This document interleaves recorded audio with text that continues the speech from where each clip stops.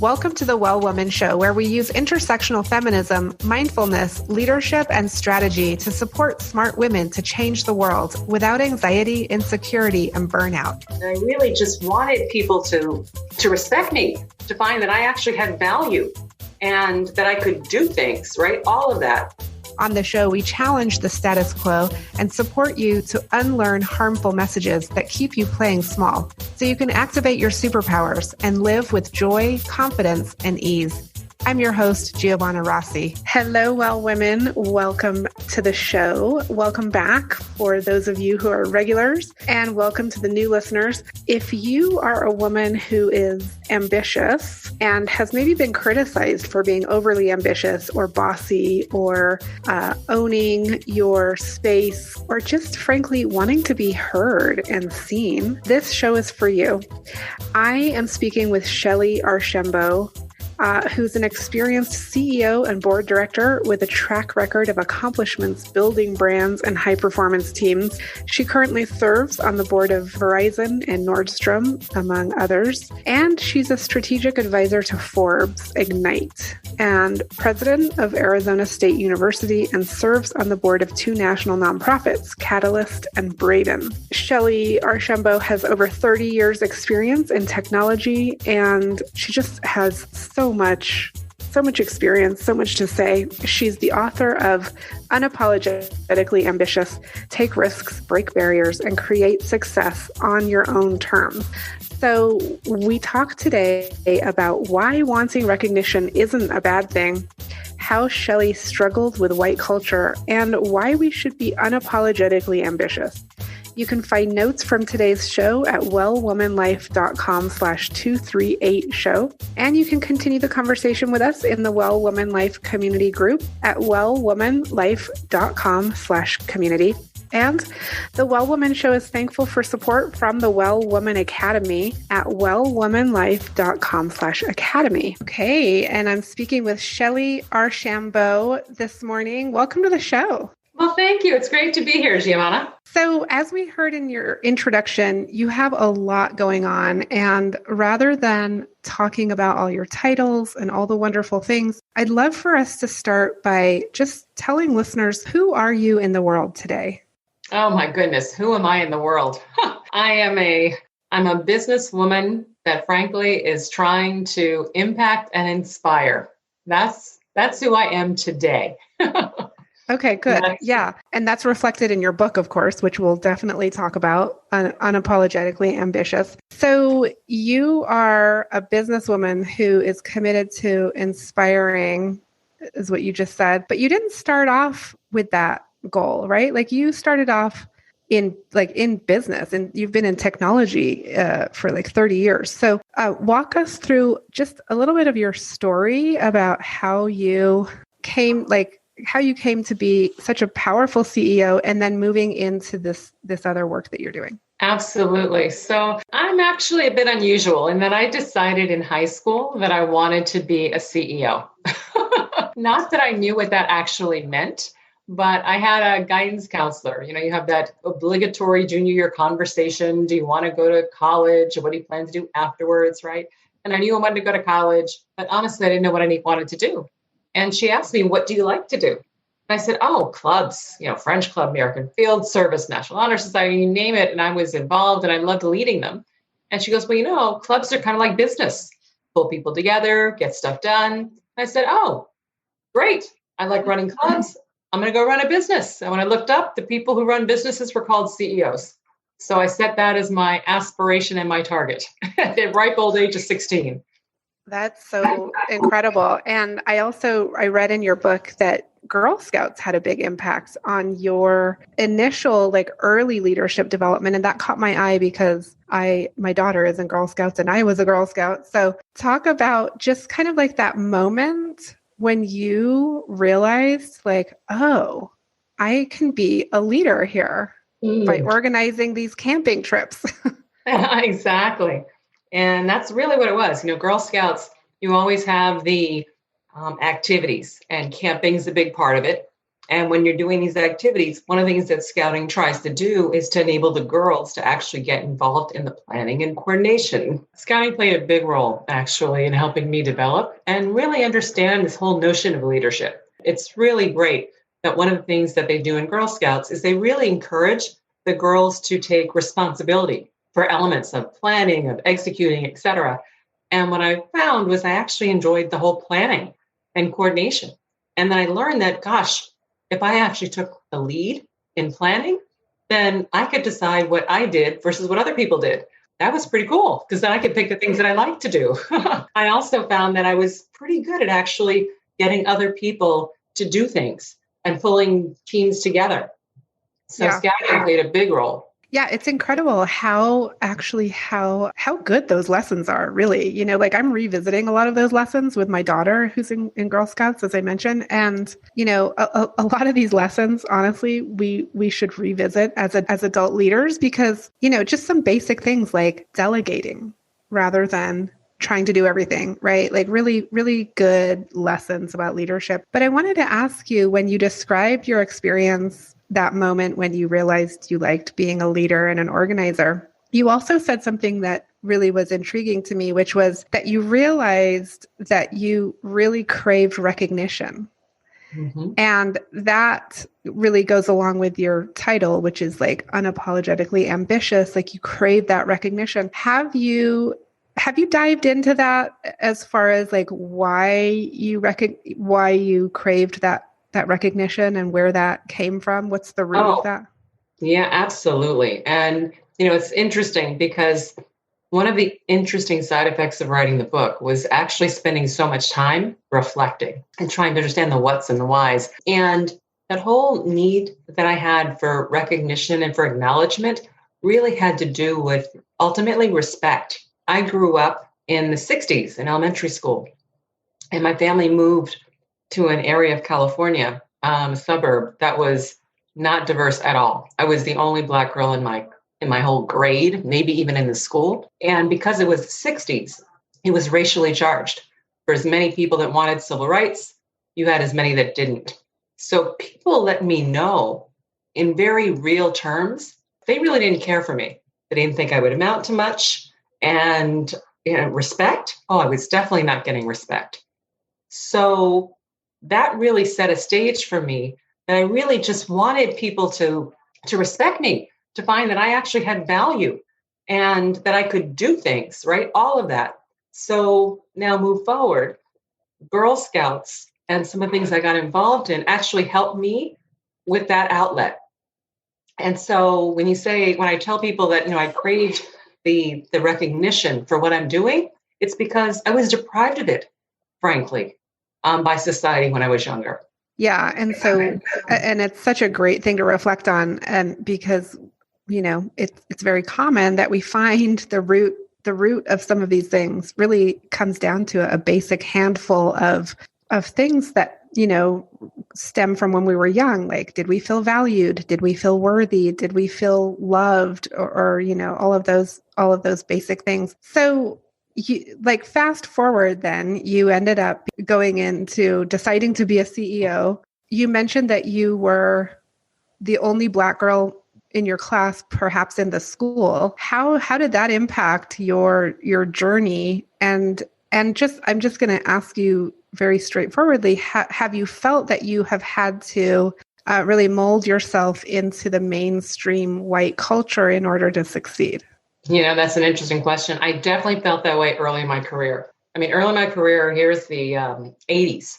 And literally, I'm working for IBM, wore suits with pastel blouses and silk bow ties, just like the guys had their suits, their cotton shirts, right, and the ties. Talk about mimicking what people look like. And I say people, it was the white men, right, what they look like. It was complete. So yes, in the beginning, I felt like I had to act like them and be like them, etc. But then I realized that honestly, I didn't have to. I needed to be professional for sure. I needed to understand and work within the culture, right, of the company, because every company has its own culture. But I was most effective when I was just me. And it's when you realize that, to me, it's just empowering because it enables you to truly use and leverage all that you can bring to the table versus trying to fit everything through somebody else's mold, right? Yeah. Or somebody else's set of paradigm. So that's absolutely true. But in the beginning, I didn't know that. And most people don't when they get started. Yeah, we really investigate that to great depths here on this show and in this community of women. And so I find it fascinating. And do you think that you had to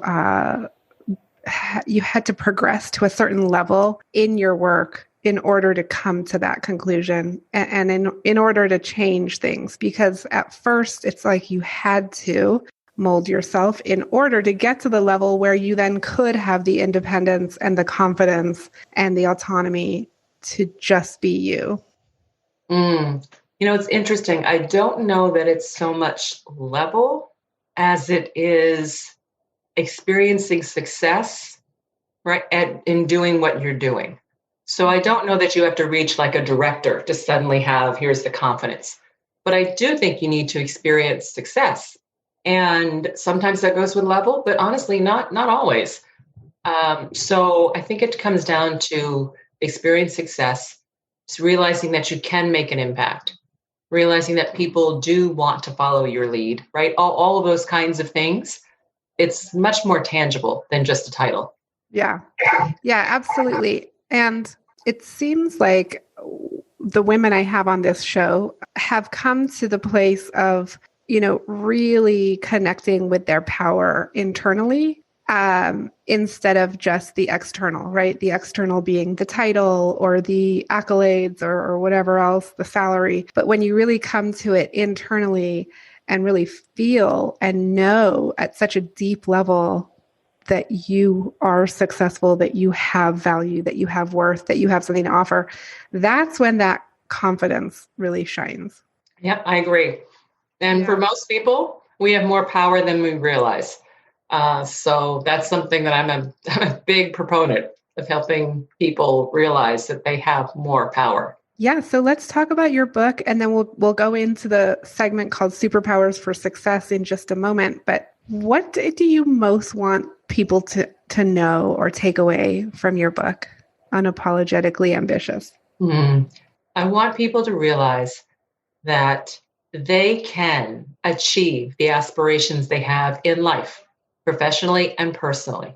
I want them to know that. And then in the book, I give all kinds of tools and takeaways, suggestions, frameworks, all kinds of things to help people actually do just that. But my ambition, if you will, for the book and for putting it out there is that more people will actually be able to achieve their goals, will be able to impact what they want to impact, to achieve what they want to achieve, to create what they want to create. That's what I want to see. Okay, great. And it does take believing that you can do it, because you can have all the tools and information in the world, right? But if you don't believe, if someone's not telling you, yes, this is possible for you, it doesn't matter how many tools you have access to. So who was that person for you? Was there someone that said, yes, Shellye, you can do this? There were a lot of people that were I call them cheerleaders. And I think it's so important for everybody to have cheerleaders in their lives. But the people that are building you up, reminding you what you can do when you're feeling like you can't, so my cheerleaders early were my parents, for sure. And my husband was a tremendous cheerleader for me, and friends and mentors, etc. But one of the reasons I wrote the book, Giovanna, also was I wanted to share that there's nothing special about me. Meaning I grew up in a very modest means. I had lots of challenges because of how I grew up and where I grew up.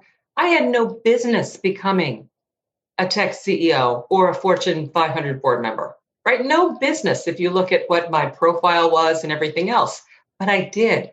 And so if I can do it, then anybody who is intentional and willing to do the work can do it. And that's really why I put it down there, because you're right. If you can't imagine it for yourself, then you certainly can't do it.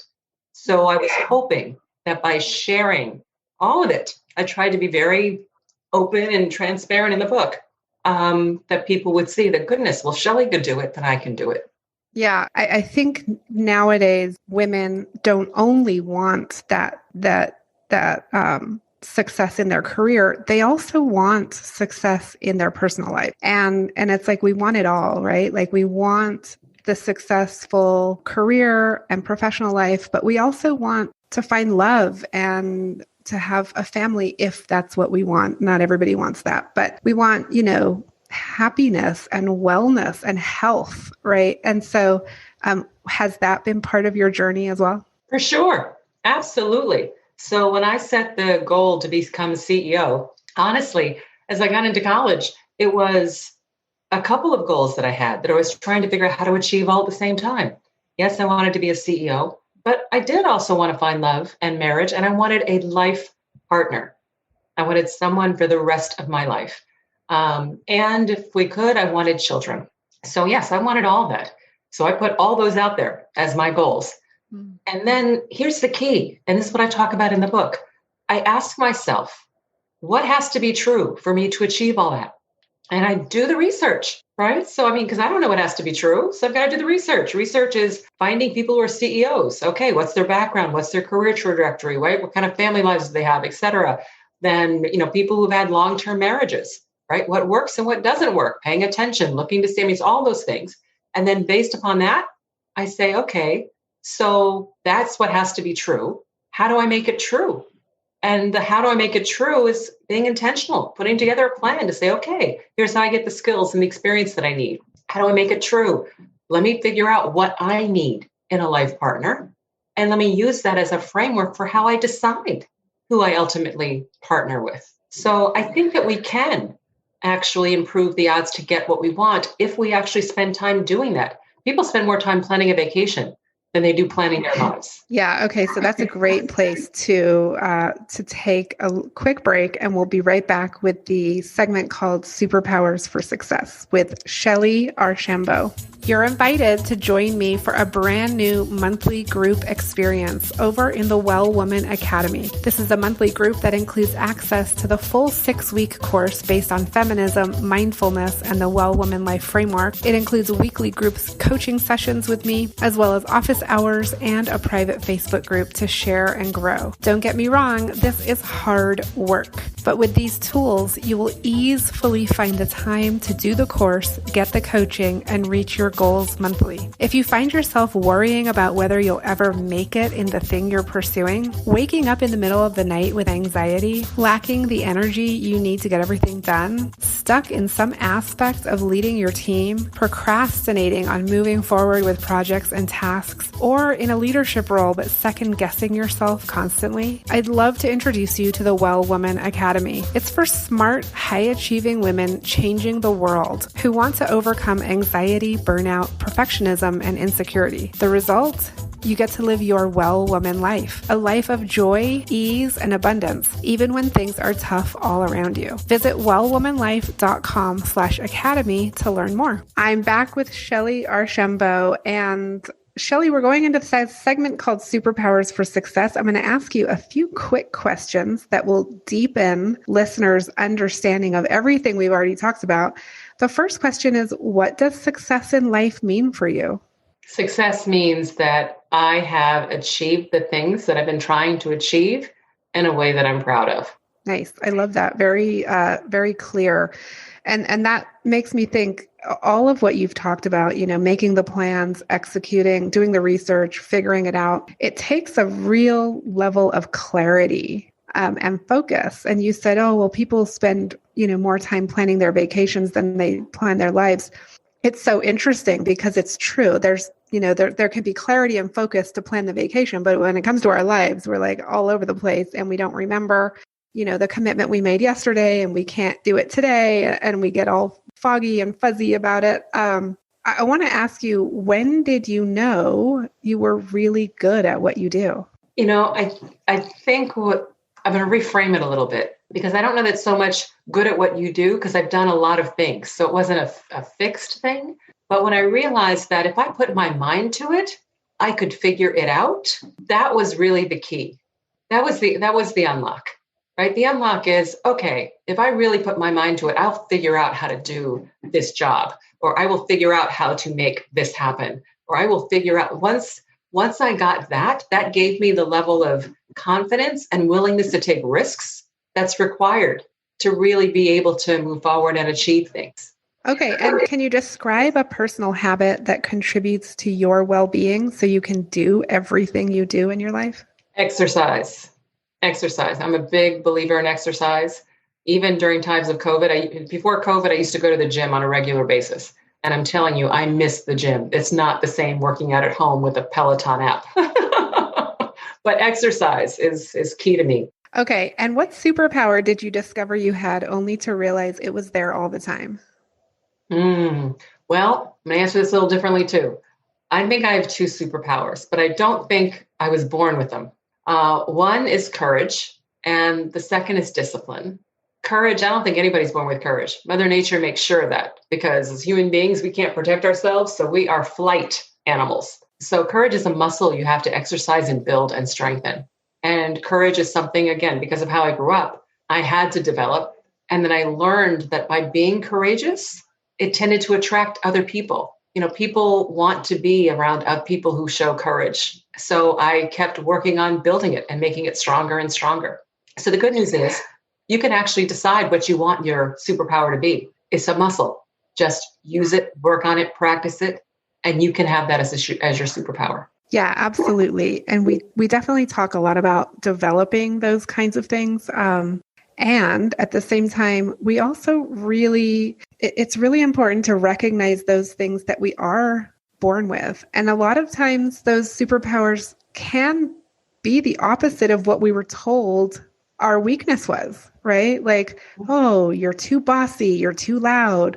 And then you end up finding that your superpower is that you're a great leader and you're a great listener and all these things. So was there something that you just felt was just part of you always? Yes. Giving. I want to be helpful. I absolutely want to be helpful. And what I found is because I want to be helpful, it enables me to create strong relationships. It enables me to build a network. It enables a number of things, but that isn't what I had in mind at all. I just really tried to be helpful. But I bet you had to set some boundaries around that, right? Oh yeah, listen, still working on that. Because the hardest thing when you want to be helpful and help everybody is indeed just that. I actually talk about it in the book. I went through a period where I totally wore myself out because I was giving all of me away, and that doesn't work. So I learned the hard way. That doesn't work. You have to practice self-care while you're helping others. Yeah. Okay. A couple of last quick questions here. What advice would you give your 25 or 30-year-old self? Make sure people know what you do. In our culture, it's very common and expected that if you meet somebody for the first time, you say, "Oh, Giovanna, nice to meet you. What do you do?" And people usually respond, "Oh, I am the director of operations for XYZ company." Okay, you actually haven't said a thing. For as much as we fight for titles, they are meaningless. They are meaningless outside of that particular company or even that division, because the roles and responsibilities under that title can be completely different, company to company, division to division. So take 20 seconds and say, "I am the vice president of operations for XYZ company. I'm responsible for our strategic partnerships and supply chain for all the blah, blah, blah, blah, blah." Why do you say that? Because now people walk away knowing your skills, knowing some of your capabilities, so they can keep you in mind. Somebody will say, "I'm looking for somebody that can help me with a global supply chain rollout, blah, blah, blah, blah." "Oh, I just talked to Giovanna. She does that. Let me connect you." Whereas if all I heard, you're a director of operations, you're not coming to mind. Okay. Shellye, do you identify as a feminist? I think everybody should be a feminist. Yes, is my answer. Okay, good. And then last question, what are you reading right now? What's on your nightstand? So I am an Audible listener. I read an Audible. Right now I'm doing Audible and Talking to Strangers by Malcolm Gladwell. Okay. All right. So I've been speaking with Shellye Archambeau, And her book is Unapologetically Ambitious, Take Risks, Break Barriers, and Create Success on Your Own Terms. Shellye, it's been so fun having you on the show. Well, thank you. I've enjoyed it. I appreciate you having me. That's it for our show today. Remember, if you need support to live your Well Woman life, head over to wellwomanlife.com/Facebook to join our community. As a reminder, we are on NPR every week, so be sure to tune in at npr.org/podcasts and search for The Well Woman Show. If you enjoyed today's show, please take a moment and subscribe and leave a review. This helps raise visibility, which is super helpful when it comes to producing the show every week. For feedback, comments, or just to let me know you were listening, find me on Facebook, Twitter, and Instagram at Well Woman Life. I'm Giovanna Rossi for The Well Woman Show. Until next time, have a super powerful week.